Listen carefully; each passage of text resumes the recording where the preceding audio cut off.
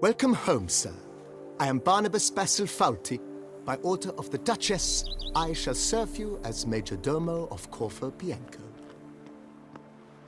I previously served with distinction at the Nibli family manor and in Nazaire with Admiral Rompali, who, as you are certain to know, is an extraordinary, demanding gentleman.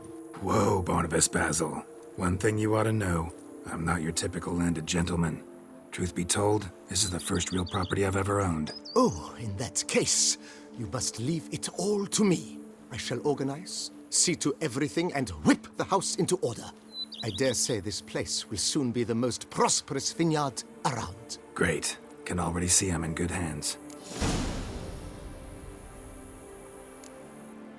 Thanks. Gotta get back to my business now. See you soon.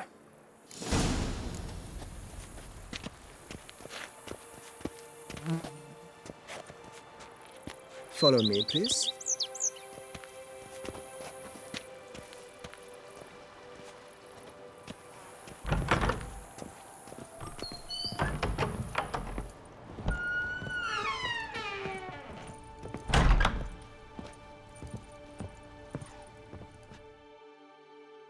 How might I be of service, sir? Vineyard comes across as a place with a rich history. Know who owned it before me? Baron Rossel, who went bankrupt, forcing him to sell the estate to the Duchess. The Baron, in turn, had purchased it from Monsieur Bolius of the Headsman, a truly colorful man of Kedweni origin. He was actually a headsman? No, not him, but his great-great-great-great-grandfather. Indeed. Apparently, he was a common cut-purse who somehow secured for himself the post of ducal headsman in Beauclair. Went about his work with an exceptional penchant. They say he chopped off more heads than there are grapevines in the ducal vineyards. He never hesitated, not once. Never sliced unevenly, never botched a job. For his exemplary service, the Duke granted him a title and this estate. Monsieur Bolius, on the other hand, was an engineer in his younger years. Once retired, he settled here and took to producing wine. Sadly, misfortune struck and he lost his sense first of smell, then of taste. Additionally, he could not drink alcohol. His medic forbade it. Shame that. He gave up making wine? Not at all. He made even more of it. Began throwing wild balls to which he'd invite friends from far and wide in order to treat them to his wine and delight in the fact that at least someone could enjoy it. It's the sort of man he was, Monsieur Bolius.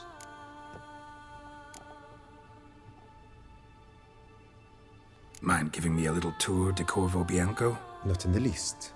Follow me, please. I think it would be practical to begin on the hill.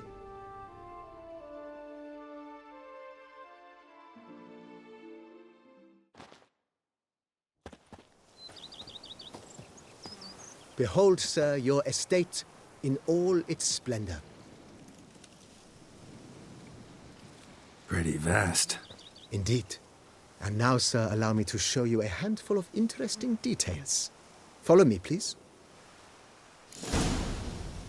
Been a majordomo all your life? Yes, I come from a long line of majordomos. My father was a majordomo, as was my grandfather before him, as was my great-aunt. In fact, she was the one to start the tradition. Great-aunt? A hard woman.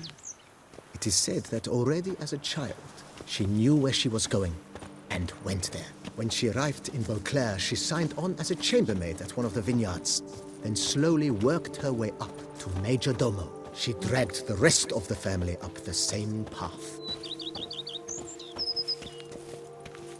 But a few drops of wine, and lo and behold, I see better.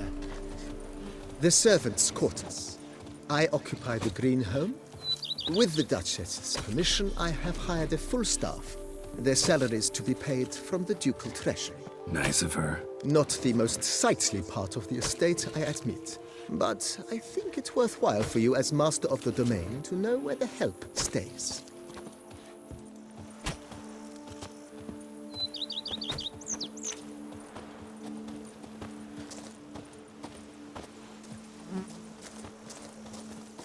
Baron Rossel ordered the vines in this part of the estate uprooted and olive groves planted in their place. They look beautiful, especially come spring. Don't look at all bad now, either.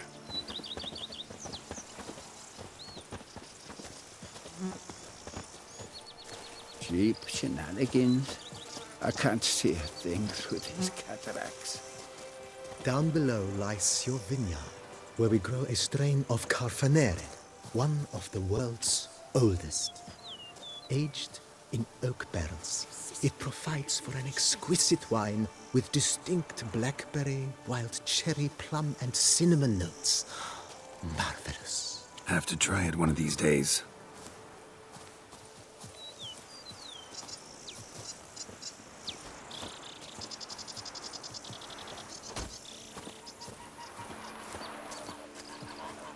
Nice well. Picturesque. Yes, though it ran dry long ago. During the raucous feasts Master Bolius held, he would order it filled with wine. There's a tale about a guest attending a Bolius ball for the first time and thus unaware of the custom. He had suffered great heartbreak and had decided to end his life by jumping into the well. The festivities were coming to a close, and the well was nearly empty when the suicidal guest finally jumped. Instead of killing himself, he merely broke his legs. To numb the pain, he drank the wine. Drank himself to death? Not at all. When found the next day, he had concluded he'd witnessed twin miracles. The water had been changed into wine, and he had survived. He retired to a monastery in the Dragon Mountains and began preaching the wisdoms of Lebioda. Ah!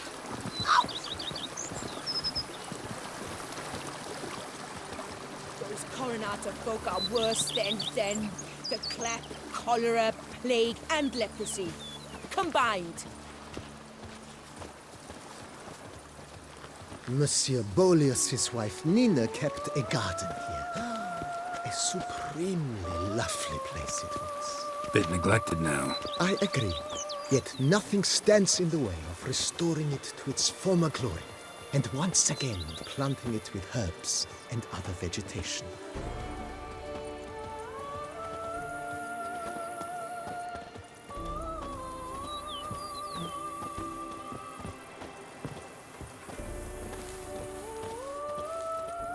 Madame Nina planted diminutive, delicate flowers and herbs here.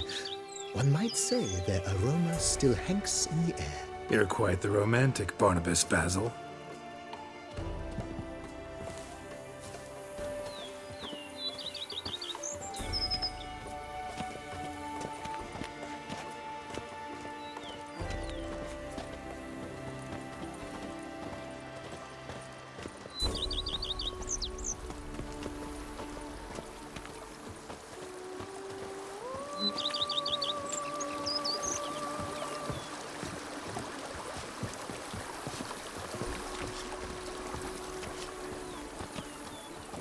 And chops. The more you beat them, the better they are! This served as an additional wine cellar in years of plentiful harvests.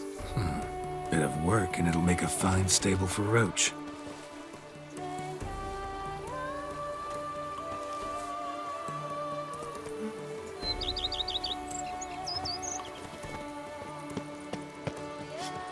Diddly snaps. Women and chops. Something The more horrid. you beat them, the better they are!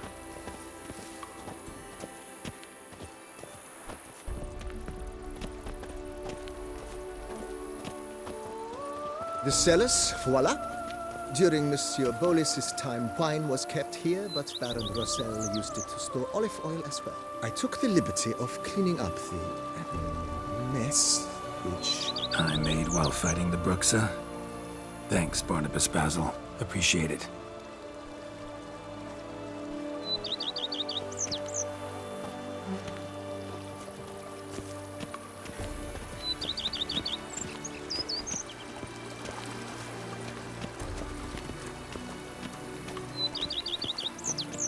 As you can see, the facade is, how to put it, slightly stained. But one cannot deny it, a certain subtle southern charm. True, though it could use a bit of subtle paint.